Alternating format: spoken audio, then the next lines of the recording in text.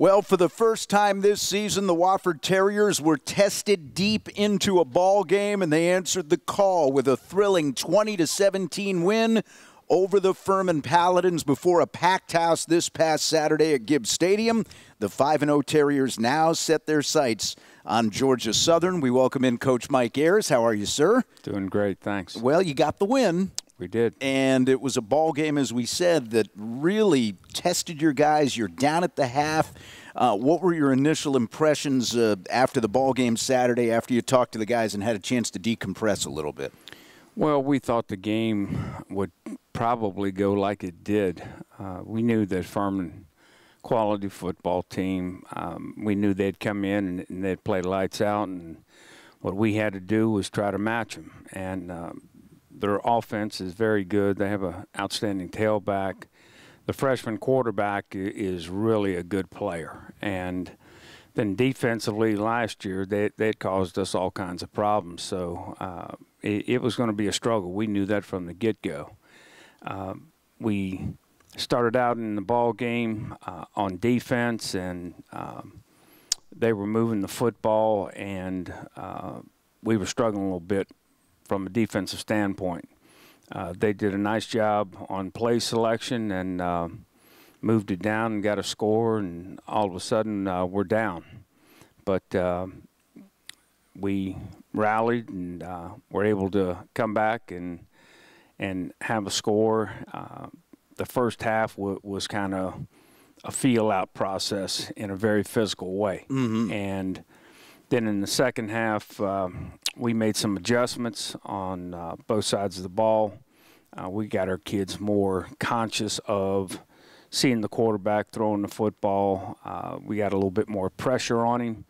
Didn't get any sacks per se. I think maybe Alvin had one, and but not a whole lot of sacks. But the thing that we did get was pressure. And no matter how good the quarterback is, if he's shuffling his feet, moving around, if we can get him out of his throwing motion, that helped us. And several times we were able to get pressure, and he threw the ball a little bit early, and we made some big plays. And it was a great win.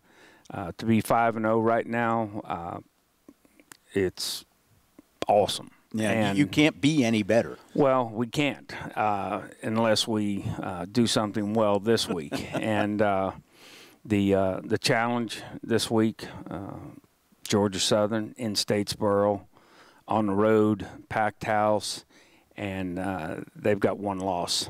And they know what's on line. They know that this is a make-or-break game for them. And we've got to come up with a football team. From an injury standpoint, we sustained several injuries to defensive line players, primarily in the defensive end position, and Zach Bob and Josh Roseborough. And we had a couple other guys get nicked up. They're probable for the game, but both Josh and Zach will be out. And it's a typical year in the SoCon. Everybody beating up on everybody, and we're the only guys right now that do not have a loss. And I told our guys, I said, we've got the hand on the steering wheel. We've got control of it, and to maintain that control, we've got to continue to get better each week, to focus, to come out and play our best football, because each week it gets harder. Yeah, and we're going to get to the injury situation a little bit in the program, and I know a lot of our listeners' ears probably perked up when you mentioned the injury update, because when you're sitting in the stands and see three guys get carted off, right, you wonder what's next and who's left on the bench, who's ready to play. I know that was a difficult day. We made the comment on the broadcast that whoever was driving the injury card hoped they were getting mileage. Right. But yeah. it was a truly physical football game for both sides. Right, it really was, and they dropped a hammer on us several times, and we dropped a hammer on them. And we had several guys that got stung a little bit, got to the boundary, and were able to come back in. And especially Mike McCrimmon, when he went down, we were concerned. And then without Mike Nyam in there, he didn't play. We were thin, and so it was good that Mike was able to come back in, because after he got injured and went to the sideline and then came back in, he played some great ball after that. Should have had 2 picks, had 1, and it was both of them were huge plays in the game. All right, we will hear some of those highlights when we come back on Inside Wofford Football with head coach Mike Ayers. We'll hear Mike McCrimmon's big interception in the second half, and more to come. Fans, be sure to pick up your Terrier Tokens coupon books, full of great deals from Brickhouse Fresh Pizzeria and Grill, Willow Creek Golf Club, Honey Baked Ham, Signs by Tomorrow, The Skillet, The Marriott, Converse Deli, Stack's Billy D's, the BMW Performance Center, Taco Dog, Coggins Flowers and Gifts, Costco, McDonald's, Panera Bread, Hub City Delivery, and the Beacon Drive-In. And hang on to your ticket stubs for 2 great offers from our friends at Stack's Billy D's. All right, the series with Georgia Southern and Wofford has been one of the more inexplicable series in college football, certainly at the FCS level over the past how many years. The visiting team has won each of the last 8 meetings. Georgia Southern, 5 of 5 here. Wofford has won each of the last 3 trips down to Statesboro. I'd ask you to explain it, but I know you're not going to have an answer. I can't. What's happened when we've gone down there, we've scored more points. Yeah, well, that's when they've come here, they've scored more points. Yeah. But as far as how that all pans out, I couldn't tell you.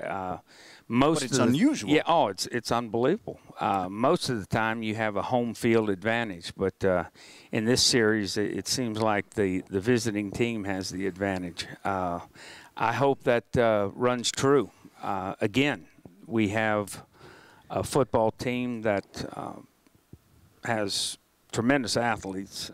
When you look at overall team speed, they're phenomenal. Yep. They've got their halfback position. They've got guys that can just flat fly. They've got a big fullback, very athletic, great in the tackle box. You got to tackle him. Better square up on him. You're not going to tackle him with an arm tackle. They've got 2 guys that are Cadillacs at the quarterback position. They're alternating in. You look at their defense, and starts with Brent Russell. He's everybody's All-American. He was a Defensive Player of the Year, and he'll probably be a pro draft pick. He's a tough, hard-nosed, physical, nasty interior lineman. He's about probably 6'3". He's 300 and something. Yep. And he loves to get to the ball. He's got great energy. There's no doubt he's a leader on defense.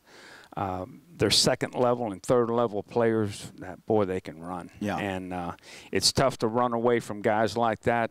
We're going to have to do a great job from an offensive standpoint, being able to read the option, being able to run not only the triple, but some forms of double option, some of the predetermined gives, and we've got to have a balanced attack.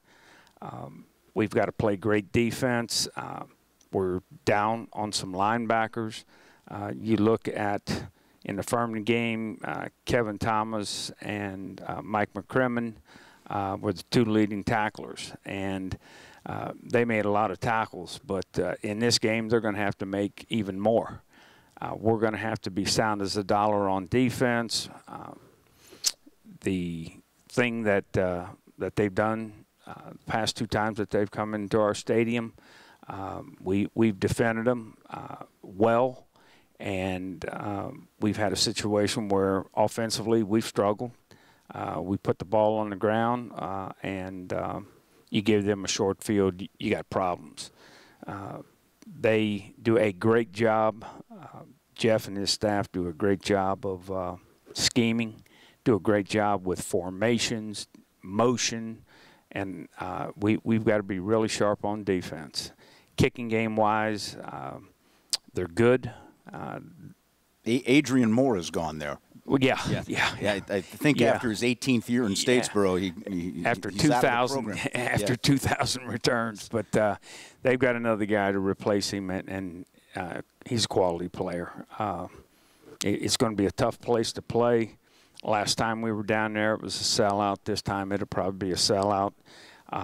It's tough to operate your offense. If you're checking plays and things like that, it can get really loud. Yeah. So a lot of things that will make it difficult. The thing that will make it easy is if we go down there, play with great effort, and execute. That'll make it easy. Real quick, you brought up Brent Russell. Yep. They don't list him as the nose. They list him simply as the D tackle. Does Right. he not line up over center? And do you try to double him? What do you do with a fellow like that? As best you can. Well, if you triple him, somebody's loose. But that's probably what he needs. But we think that we've got a great matchup with our offensive line against their guys. It's going to be proven on the field. And Brent's one of those guys. Right now they're playing him at the 3 technique. That's the guy that lines up on the guard. They've got another guy who's the nose guard. They feel that it's probably better for him as far as pass rush. Most of the time at nose guard, he would get a double team block where they put him head up on the guard, and all of a sudden he gets singled up, and he'll either power through you or quick rip you. He's really good and does a tremendous job of anticipating the snap count. I could show you film, and I think it's Citadel. They tried to oversplit him, and he says, okay, so he just taxis down or moves down into the gap, and as soon as that ball flinched, boom, he was through it. He had tackled. He ended up tackling the quarterback and the fullback at the same time. Wow. And causing a fumble. All right. Well, that's what the Terriers have in store for them. Lovely day. Yeah, lovely day. It's always a lovely day in Statesboro. Exactly. All righty. So that'll be a 6 o'clock kickoff, 5:30 with the broadcast, and number 4 against number 7. You can't say much more than that, and let's go have a good ball game. Let's have a great one. All righty.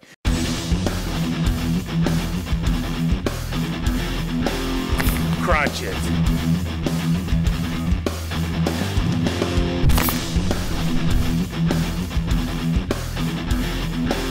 Crunch it. Terrier fans, make sure to take advantage of the recycling bins located throughout Gibbs Stadium. And keep an eye out for the recycling volunteers in the tailgate pod. Let's help the gold and black go green.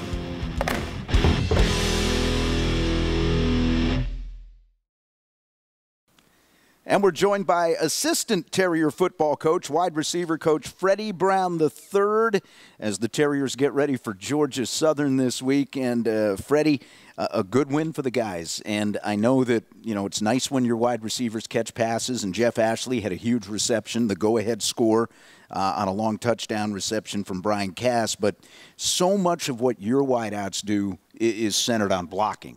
And I've got to ask you this. You played at South Carolina, then you've played at Liberty. How much blocking did you do as a wideout? Just out of curiosity. Well, I'll tell you a ton. My coach may say different, but I'll tell you a lot. But it's just a part of just being unselfish and understand. I try and stress to these guys is we got a job to do, and it may not be what you want to do all the time, but it's the necessity to win, and got to understand our goal is much bigger than just our personal achievements. And how are the guys doing in your mind? The receiver core as a whole, how are they doing in terms of learning technique and planning guys and doing what they need to do? I think they're doing well. I knew this year coming in I was going to have a young group. Lost 3 seniors last year, so I know there's going to be a lot of transition. And I think the guys have handled coaching well. We've stressed a lot of things, some things that we want to get better from last year going into this year. And I think they've done a good job responding to everything I've asked for. We still got ways to go, but I think they've done pretty well so far. How much fun is it for them when they get called on those end arounds, those little flips where they come from one side to the other? Will Irwin's had a couple. Ashley's had a couple this year. They enjoy it, and the thing is they've learned to appreciate the ball. We're trying to, every time we get a chance, they just try and make the absolute most of it. I think that's a good thing from the hunger aspect, just to get any kind of opportunity they can. They've done pretty well with that. How do you disguise it as a receiver? You're lined up at the wideout spot. You know, instead of going forward toward the DB, you're actually going to start kind of going backwards in the other direction. How do you keep the from tipping off the defense that I'm not running at you, I'm going to be running the other direction? We just try and do a good job. Sometimes you got to sell things on the perimeter, become a good actor. I kind of talked to them about. And the one thing I do know is they're not going to go mess that play up. If that's your chance to get it, you're not going to go in there and try and mess it up. They're going to do well with that. It's because we just do it so much, so they've done well. I want to talk to you a little about your receivers, Coach Brown. Obviously, Brenton Burson had a crack at the NFL, had a wonderful Wofford career. A lot of folks, when they look at Jeff Ashley, see a lot of the same physical qualities.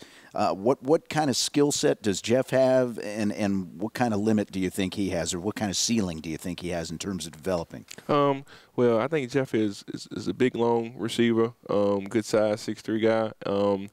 And his number one strength is his smarts. He's so smart. He sees stuff so fast. It's almost like when I'm talking to him, I'm talking to a peer because he's able to recognize stuff so early. I think it's experience. This is his third year playing, so he's starting to see things much faster, and I think that helps him a ton. Some stuff he may lack physically, but it doesn't matter because he makes up being able to think on his feet so often. That's his best strength, I always tell him. And Will Irwin looks like he has some speed.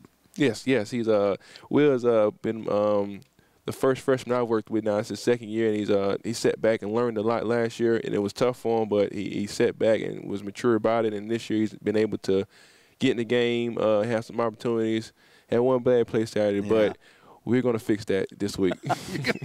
And then we didn't see much of him Saturday, but Wade Francis, you look at him, he comes out on the field, and you think to yourself, this guy just looks like he looks like a wide receiver. Yeah, he's a guy that passes the eye test, no doubt. He's had some bad luck with injuries. He came in second week of practice in camp and got hurt and was out for 3 weeks, and he's got hurt a couple games ago.